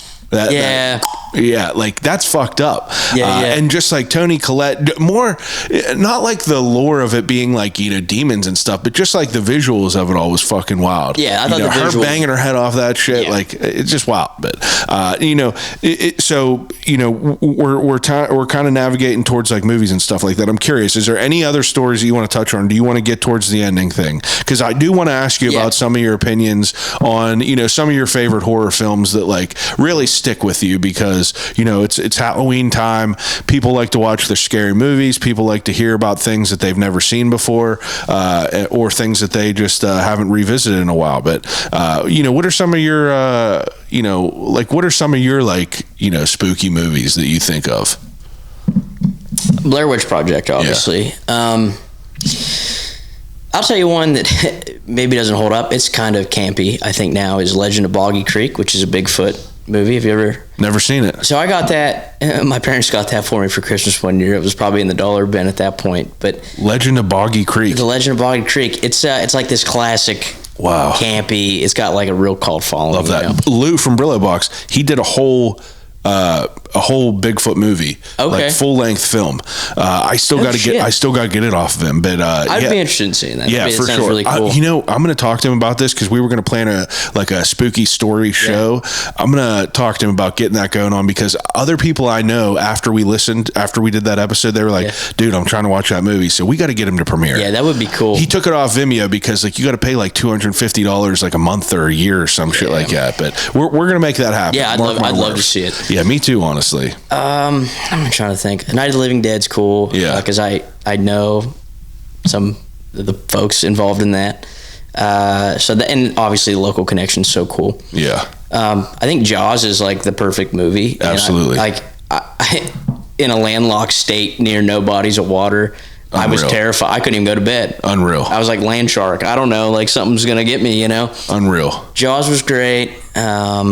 Trying to think of some of the other, some of the campy, like, I think for me, some of the more wholesome stuff even too, like, I think some of the Disney stuff as a kid, I think they did a really good job of like Disney used to show full death scenes. Yeah. You know what I mean? They didn't not acknowledge it. Yeah, it was wild. I don't know if anybody remembers the intro of like the dancing trees before some of the Disney classic Halloween movies. There'd be like these dancing trees in the intro, and boy, I couldn't even get through the intro as a kid. I thought that was terrifying. Yeah, I mean, if you watch Snow White, the original one, it's like terrifying. What's the other? Black Cauldron? That might not have been Disney, but yeah, that's animated. one of them. Yeah, there's a bunch of weird shit back then. What about what about books? Like, do you read like novels? Like, obviously, what you're reading here is like historical fiction. I guess you can classify it as that, but yeah.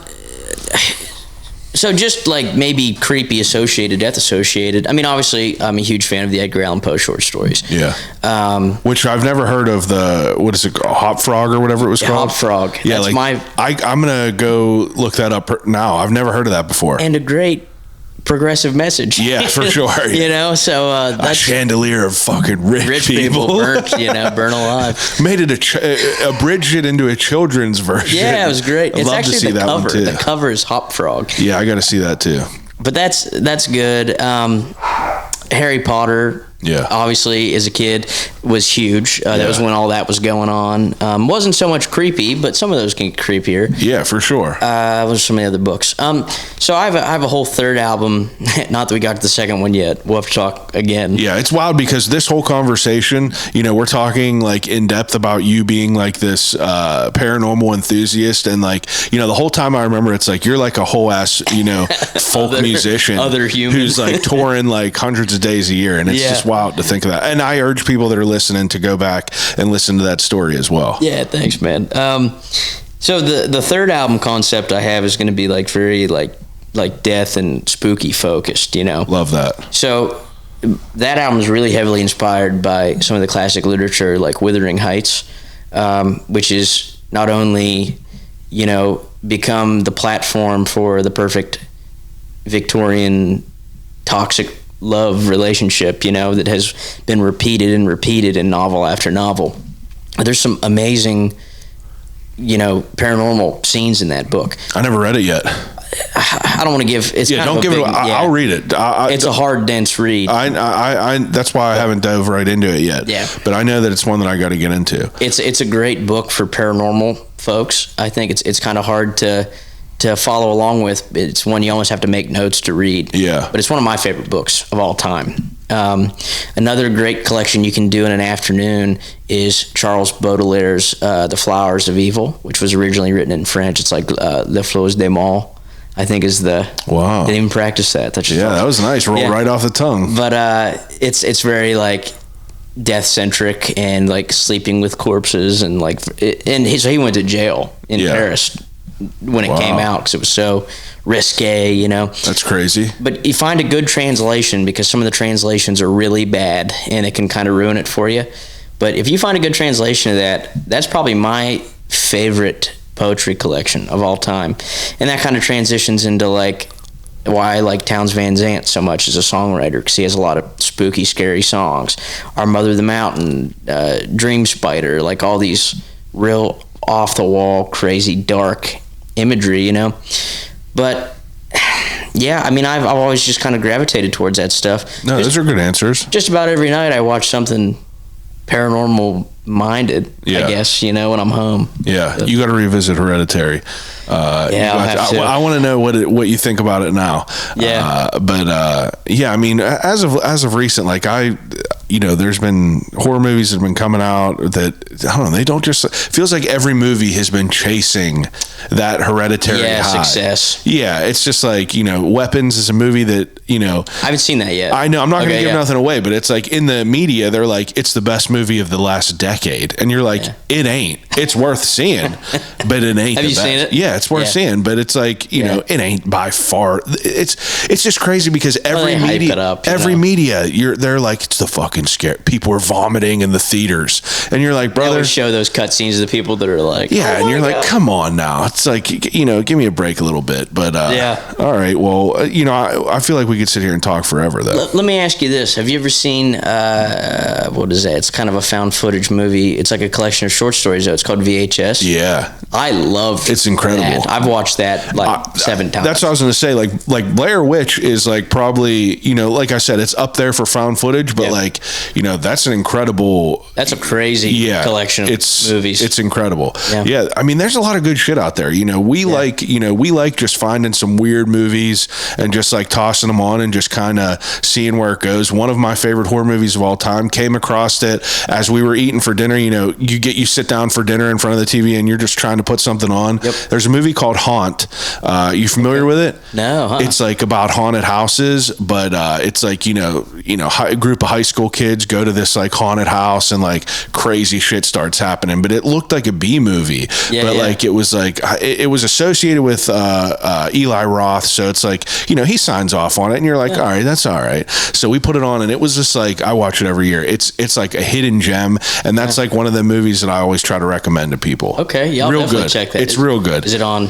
It's on Prime. Oh yeah, cool. Yeah, awesome. It's on Prime. You can find it. And honestly, if you go to like rent it for $5, if you watch it and dislike it, I'll Venmo you because that's how good it is. I'm gonna watch it and say I hate it. Yeah, you know, that's all right though. I'm used to it. Yeah. Anything else you think I think we did a pretty good job. You know, we're right at an hour and 40 minutes. Yeah, cool. All right. Well, take a second. You know, I won't make you go through Desert Islands because you just did it last week. But we went through a few of your favorite movies and books. Yeah. But you know, take a second. Tell people anywhere they could find your music. If you got any shows coming up, keep in mind this will be released somewhere end of September, beginning of October. So. Well. You can find me any of my socials. They're pretty much all Coltt Winter Lepley, which my name is Coltt. There's 2 T's in my first name. Winter like the season. Lepley, L-E-P as in Paul, L-E-Y. I have a website. It's a very in-depth website. It's good with schedules and stuff. Today, and hopefully, knock on wood, tickets will be sold out. Yeah. But if they're not for some reason, you have to come out. And if not, we're going to do something spooky every year for Halloween. I think it's going to be the new thing. But love that. We're going to have a Halloween show this year on Halloween. Halloween's on a Friday this year. It never happens. Yep. It's going to be at an old log church in Bedford County in Shellsburg. It's called the Old Log Church. It was built in 1806. It's at the back of a cemetery. There's no heat or AC. There's no power. There's no lights. Nothing. So we're going to do some, electric candles, battery candles, and bring people in. And we're going to do a night of historic folk songs that cover ghost or spooky occurrences and murder ballads, which can be frowned upon. But we're going to handle it. You know, there's going to be a whole spiel about. Why can it be frowned upon? Well, women in bluegrass and old folk music are treated. I guess so horribly. Yeah, and it's kind of graphic. Some of them, like Knoxville Girl or Down in the Willow Garden, they're pretty graphic about it. But I think part of the cool thing about still performing those in that kind of setting is that's the time and place. The women who were murdered are named, and we tell their stories, and I think it's worth. I think one of the reasons those songs were so popular, not only from a storytelling platform in the early days, but also is like. Women supporting women of like, that song about Omi Wise, don't go down in the middle of the night next to a creek with this guy that you don't even know. Yeah. Because you might die, and it was easier to cover up things like that back then, but... Yeah, I think that, a good thing to leave it on is, I keep referencing John Shalkowski, also Odd Pittsburgh, but he always says pretty much on anything that we've done, he always says that, he puts the cherry on top by mentioning that people live 2 deaths, or people experience 2 deaths, rather. The first time they die and the last time someone speaks their name. So whenever you are singing these songs and doing these things, it's like, keeping this history alive. Right. And we brought that up whenever we talked about the Children of the Alleghenies and like some of the other stories that he has brought up on here. And it's like these are stories that are pretty wild to hear, and it's like they could just be lost in a basement in a box somewhere, and unless people like you or John are telling these stories and bringing them out, it's like those people get forgotten, and it's kind of fucked up to think about that. Well, I think like the kids, and I don't even think I named the kids. I should, because it's one Jacob and Jacob Dybert was the guy. Let me see here. George and Joseph Cox. Yeah, Joseph, that's it. But I think a lot of people, not a lot of people, I don't know, as a generalization, people probably live to be, what's a dream? Be cast in bronze or have your name on a plaque for some important reason? Yeah. And I think, man, what a tragic way for these kids to go. But, how many other people in Pavia are we talking about from 1856? Yeah, exactly, dude.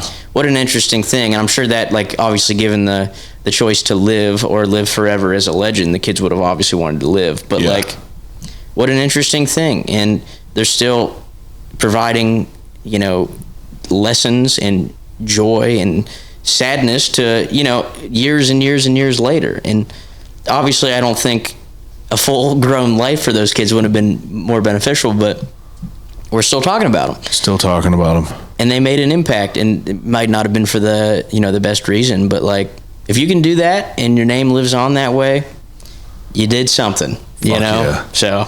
Well, ladies and gentlemen, Coltt Winter Lepley, thank you for coming to tell me some stories. This was everything I hoped it would be. Thank you. I am very excited about that. I'm so stoked to be on a podcast. It wasn't inherently about music, and I got to talk about, not that I don't like talking about music. Yeah, I know, but like, this is like, like you said, this is just like fun stuff to learn about. This was really awesome. Thank you. Yeah, absolutely. Everyone else that's listening, appreciate yinz as usual. Each and every week, we're back with another great guest doing great things for the city. Thank you for listening. Call you right back. Man, that was so good. Oh, thank you, man.